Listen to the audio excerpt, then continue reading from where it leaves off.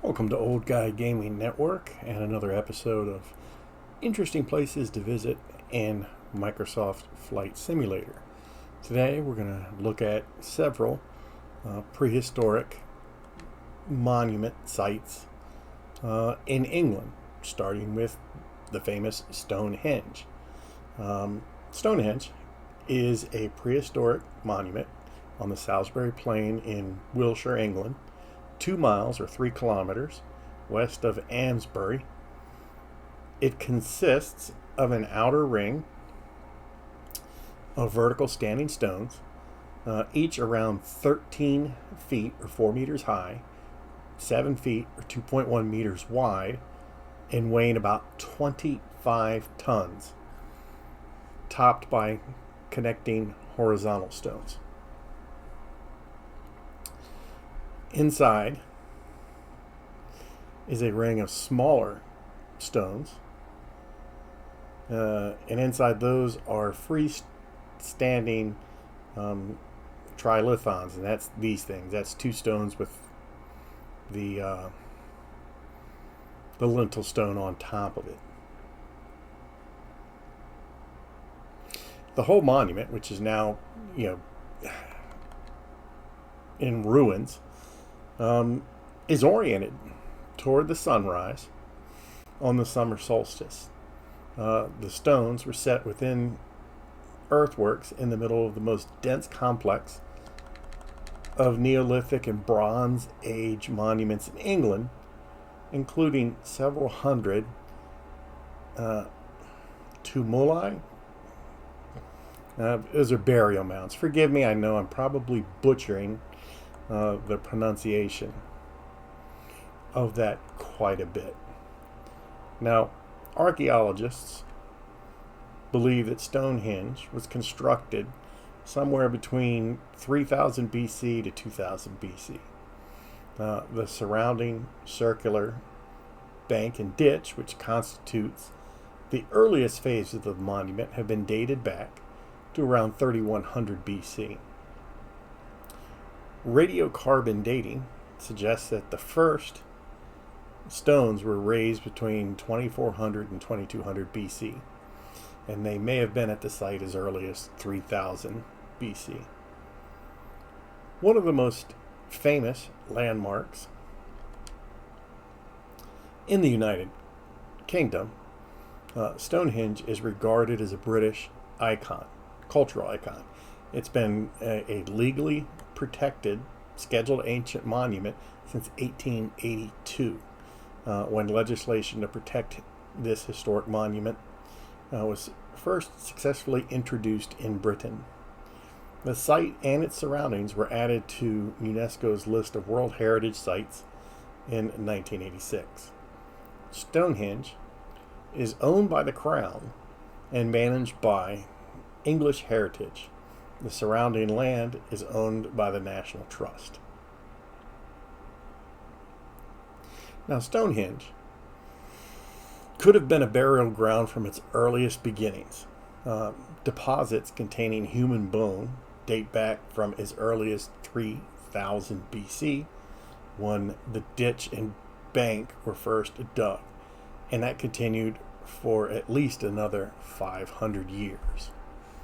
Now, part of its name is, Stonehenge. The last part of it, henge,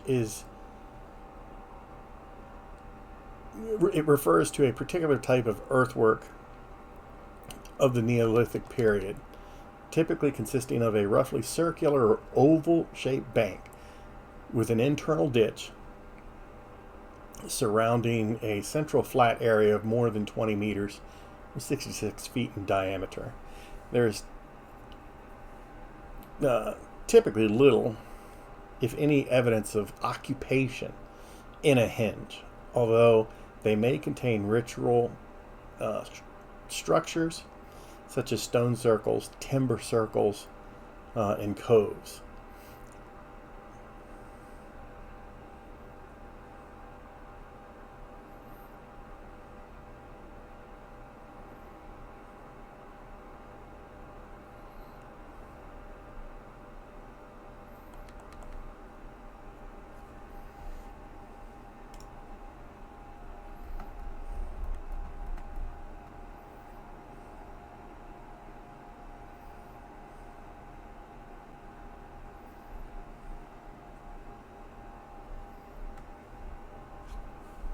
Now, archaeologists have found 4 or possibly 5 large mesothelic post holes, uh, which date from around 8,000 BC.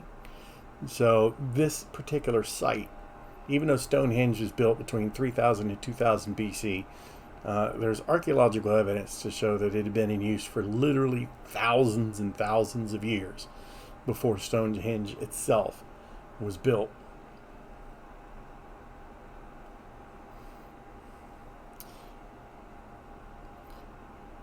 The posts, the older wood posts, were aligned in an east-west alignment, which may have had ritual significance. But when you're going around, you can see there's another hinge right there.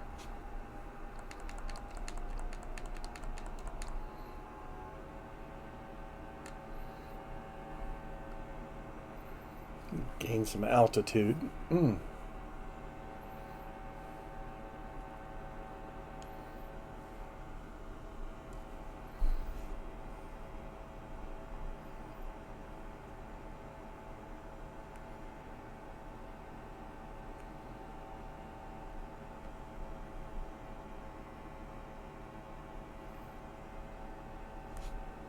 Now, in 2013, a team of archaeologists led by Mike Parker Pearson excavated more than 50,000 cremated bone fragments from 63 individuals buried at Stonehenge. These remains had originally been buried individually.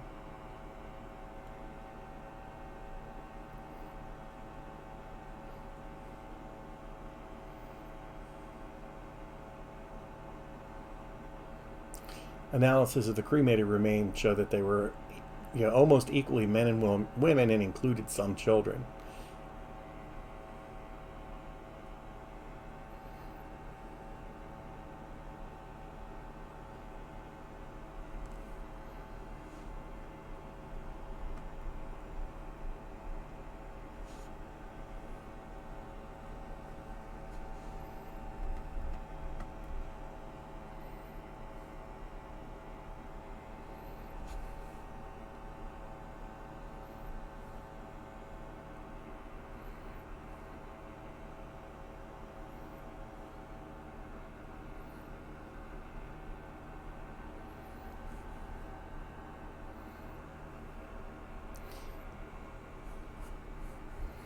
But when you look out here, there's 1, 2, 3, 5 more hinges out here.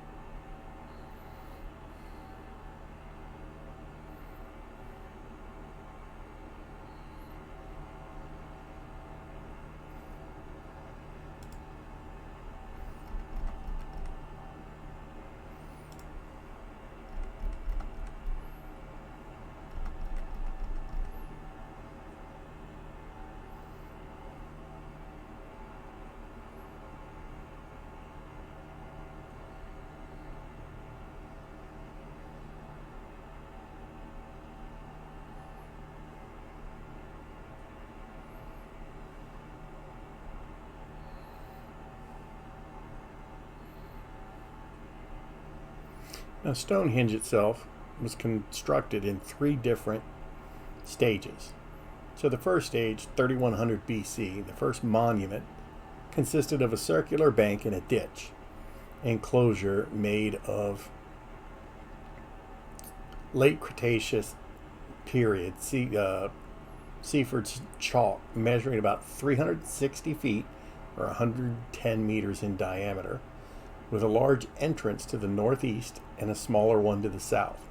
It stood in open grassland on a slightly sloping spot. The builders placed bones of deer and oxen in the bottom of the ditch, as well as some worked flint tools. The bones were considerably older than the antler picks used to dig the ditch, and the people who buried them had looked after them for some time prior to the burial. The ditch was continuous, but it had been dug in sections, like the ditches of earlier causewayed enclosures in the area. The chalk dug from the ditch was piled up to form the bank. The first stage dated from about 3100 BC, after which the ditch began to silt up naturally. Within the outer edge of the enclosed area is a circle of 56 pits, each about 3.3 feet or 1 meter in diameter, known as the Aubrey holes, after John Aubrey, the 17th century antiquarian, who was thought to have first identified them. These pits and the bank and the ditch together are known as the palisade or gate ditch. The pits may have contained standing timbers, creating a timber circle, although there is no excavated evidence of them.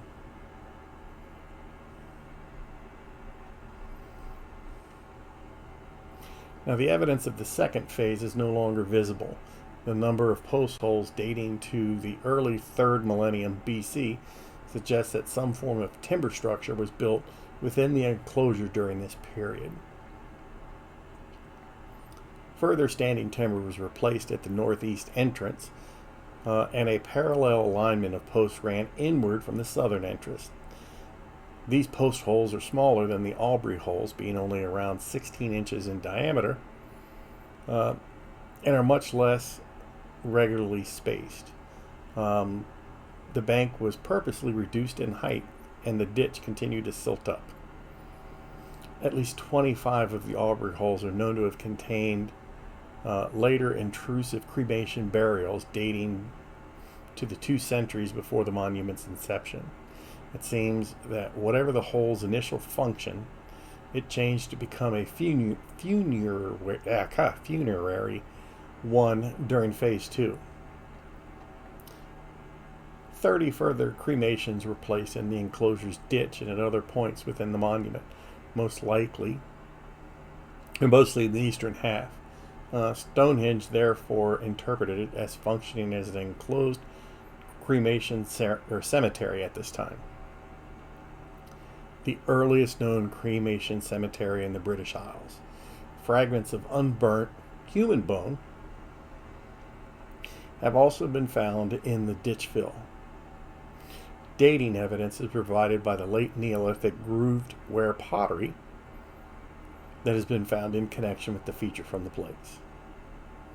Now, the third phase, which dates to about 2600 BC, builders abandoned the timber in favor of stone and dug 2 concentric arrays of holes in the center of the site. These stone sockets, partly known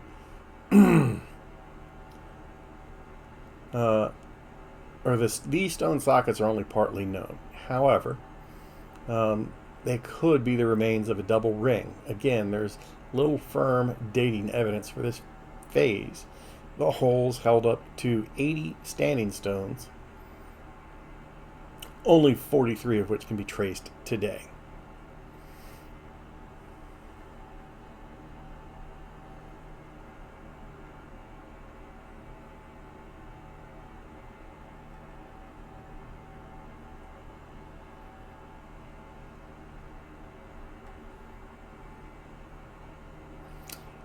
A 2009 publication announced that evidence of megalithic quarrying had been found found at quarries in Wales, identified as a source of Stonehenge's stones, indicating that the stones were quarried by human agency and not and transported to the site. The long-distance human transport theory was bolstered in 2011 by the discovery of a megalithic bluestone quarry at Craig Ross.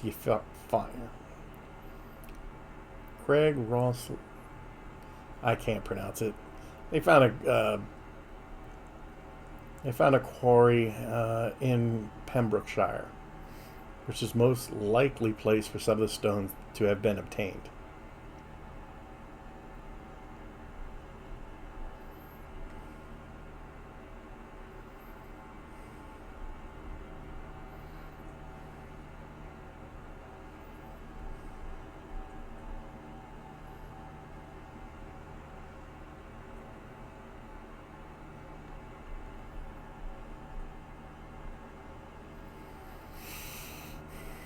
The Stonehenge was produced by a culture that left no written records. Many aspects of Stonehenge, such as how it was built and for what purpose it was used, remain subject to debate. A number of myths surround the stones. The site, specifically the Great Trilithion, encompass in horseshoe arrangement of the 5 central trilithions.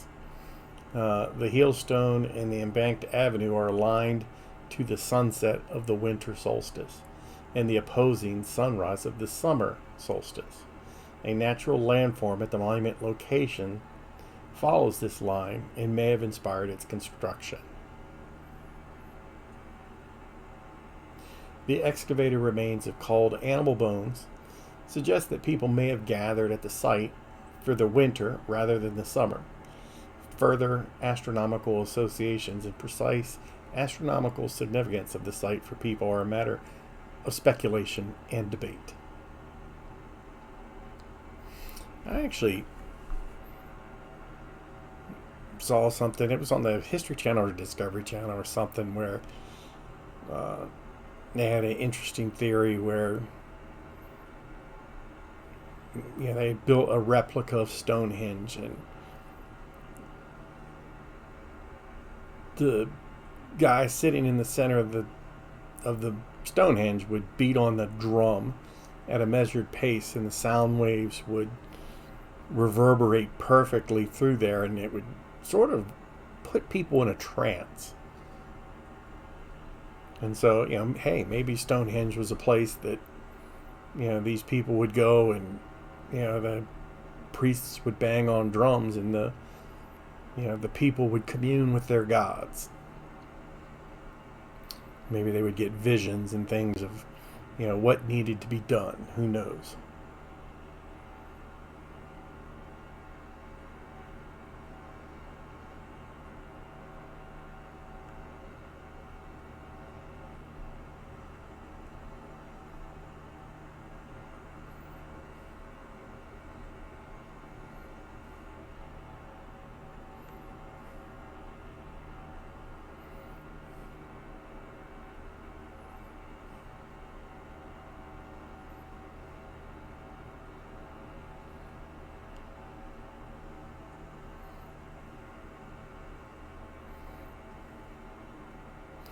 But whatever its purpose, it had to be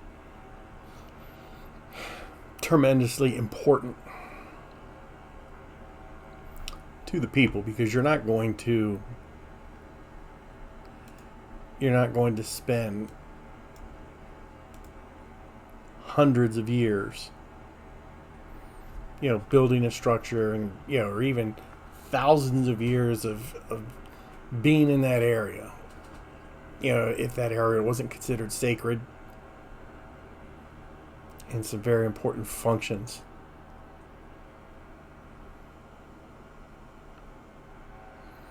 Were not carried out there.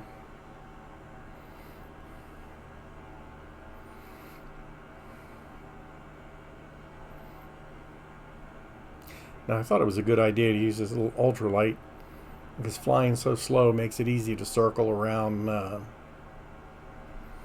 my intended target. I guess what I didn't account for is the next place I wanted to visit, or there's two. Silbury Hill and Avebury. And they are both part of the Stonehenge sort of greater area site. They're only 14 miles north of Stonehenge. Now, Silbury Hill is a prehistoric artificial chalk mound near Avebury in the English county of Wiltshire. It is part of the Stonehenge, Avebury, and Associated Sites UNESCO World Heritage Site. At 39.3 meters, or 129 feet high, it is the tallest prehistoric man-made mound in Europe and one of the largest in the world, similar in size to some of the smaller pyramids in the Giza necropolis. Silbury Hill is part of the complex of Neolithic monuments around Avebury, which includes the Avebury Rings and West Kennet Long Barrow. Its original purpose is still debated.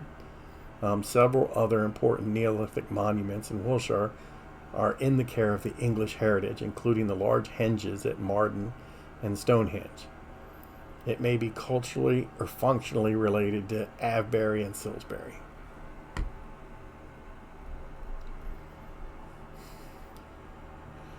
Composed mainly of chalk and clay excavated from the surrounding area. Like I said, the mound stands about 40 meters or 131 feet high and covers 2 hectares or approximately 5 acres. The hill was constructed in several stages between 2400 to 2300 BC and displays immense technical skill and prolonged control over labor and resources. Archaeologists calculate that it took 18 million man-hours, that is the equivalent of 500 men working for 15 years, to deposit and shape the 248,000 cubic meters of earth and fill.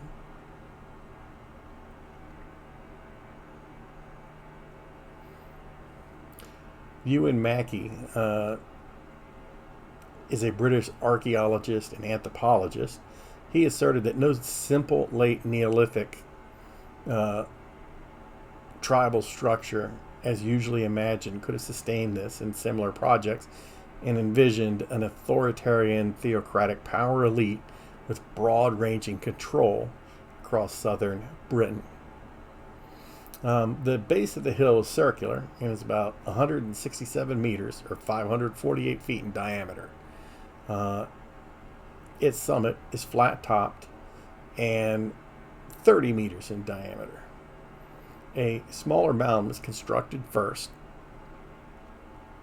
and in a later phase much enlarged.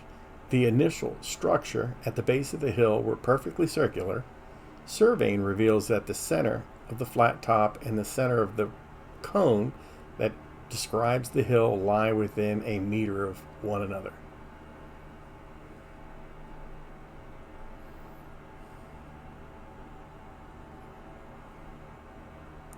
There are indications that the top originally had a rounded profile, but this was flattened in the medieval period to provide a base for building, perhaps with a defensive purpose in mind. The first clear evidence of construction dated to around 2400 BC consisted of a gravel core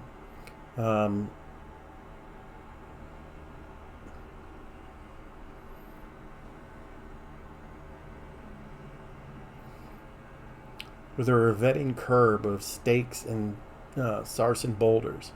Alternate layers of chalk, rubble, and earth were placed on top of this. The second phase involved heaping further chalk on top of the core, using material excavated from a series of surrounding ditches, which were progressively refilled and then recut several meters further out.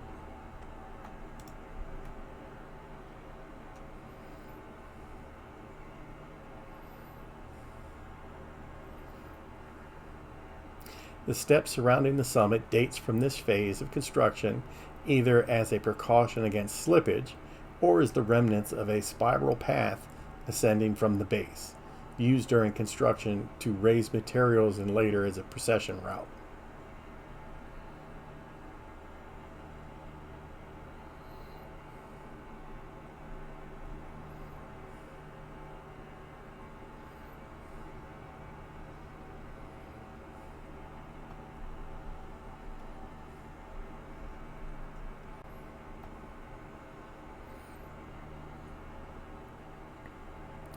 Now, there have been multiple excavations at Silbury Hill, and very few prehistoric artifacts have ever been found. At its core, there is only clay, flint, turf, moss, topsoil, gravel, freshwater shells, mistletoe, oak, hazel, stones, oak bones, and antler tins. Roman and medieval items have been found on and around the site since the 19th century, and it seems like the hill was reoccupied by later peoples. The exact purpose of the hill is unknown, although various suggestions have been put forward. Let me chop throttle here and let's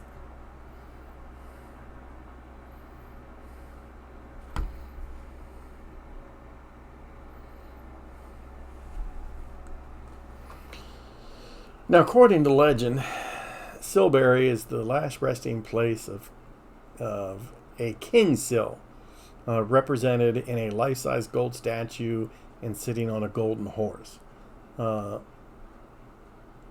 Local legend noted in 1913 states that the devil was carrying a bag of soil to drop on the citizens of Marlborough, but once he was stopped by the priest of nearby Avebury.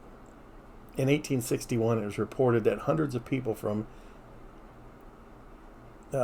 Kennet, Avebury, Overton, and the neighboring villages thronged to Silbury Hill every Palm Sunday.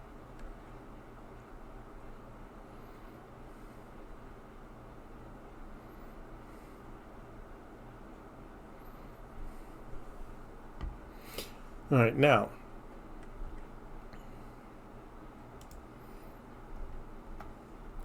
right now we're over Avebury.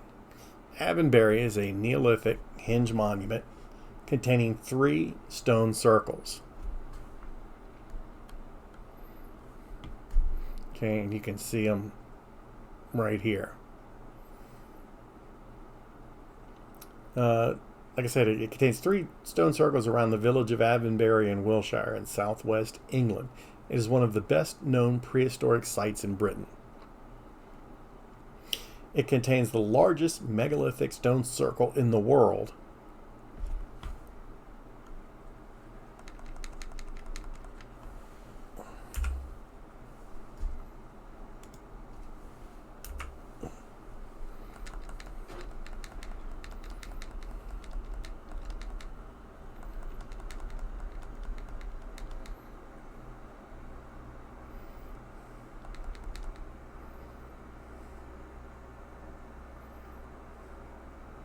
It is both a tourist attraction and a place of religious importance to contemporary pagans.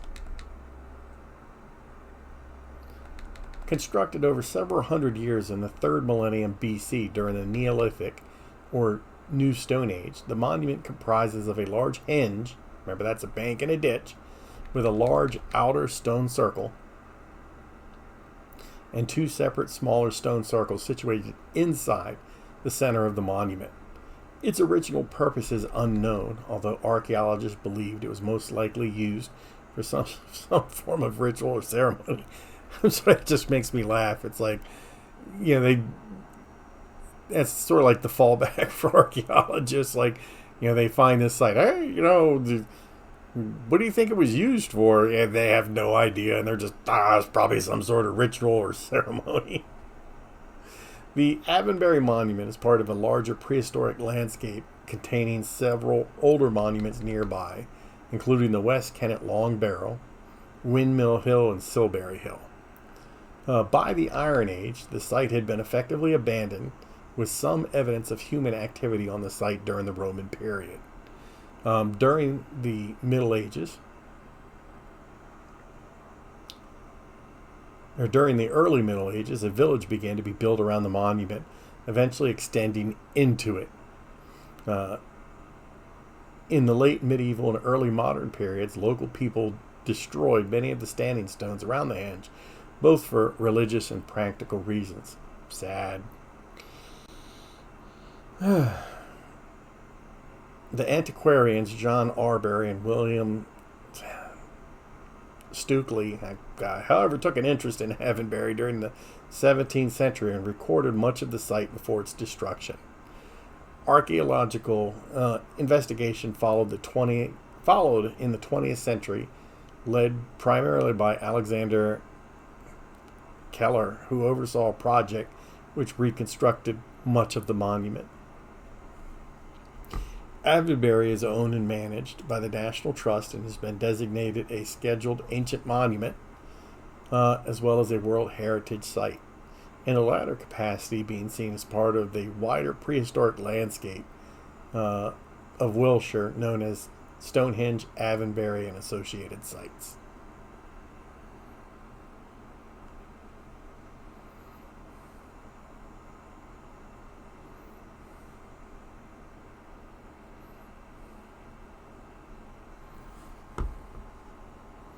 Well, that thing is massive.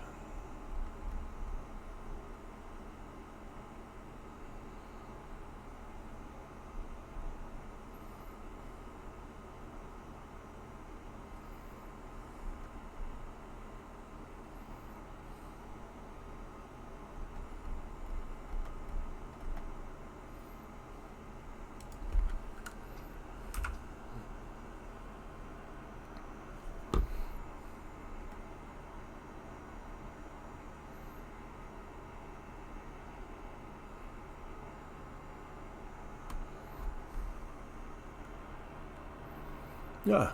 I was wondering myself, I'm like, how hard is Silbury going to be to find? The answer to that question is not very hard.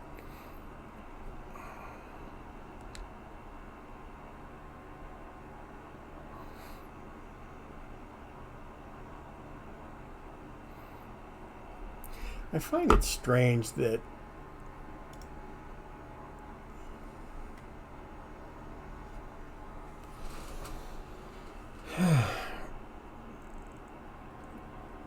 that this wasn't a burial mound that they can tell. I can't really figure out, hey, what is this thing?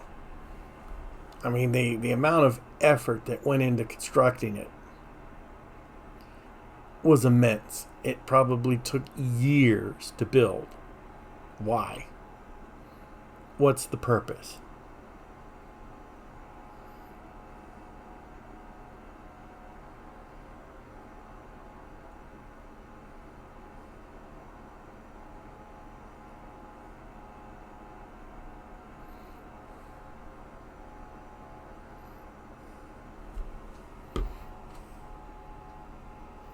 Now, Paul Devereux, a British author, researcher based in the UK, observes that Silbury and its surrounding monuments appear to have been designed with a system of interrelated sightlines, focusing on the step several meters below the summit from various surrounding barrows and from Avebury. The step aligns with the hills on the horizon behind Silbury, or with the hills in front of Silbury, leaving only the topmost portion visible. In the latter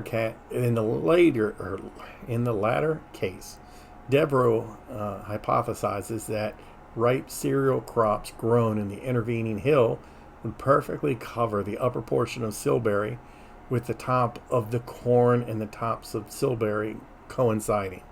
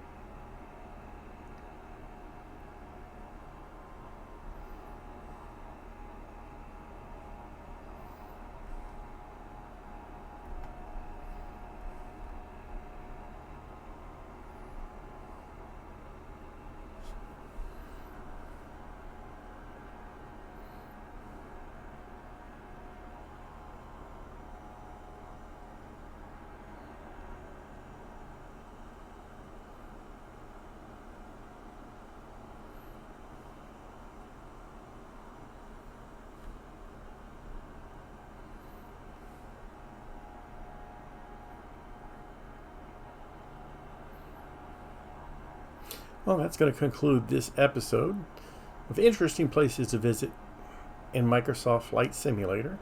I hope you enjoyed the video. Please leave your comments below, like and subscribe, and until next time, have a wonderful evening.